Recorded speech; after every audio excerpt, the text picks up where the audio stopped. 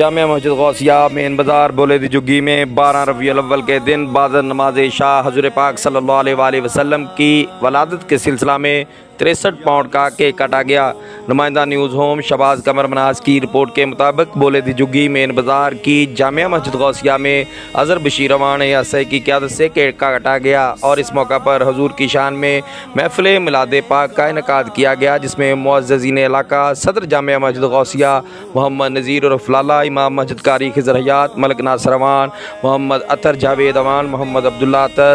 मोहम्मद अली अज़हर, मोहम्मद असदुल्ला अज़हर, मोहम्मद तलहा अतर, उमैद अतर, मोहम्मद उस्मान के अलावा अहले इलाका ने शिरकत की और हुज़ूर पाक सल्लल्लाहु अलैहि वसल्लम की शान में मुख्तसर महफिल नात का इनकाद किया गया।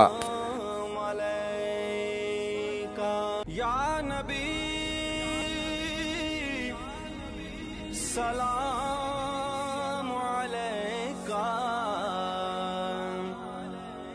या रसूल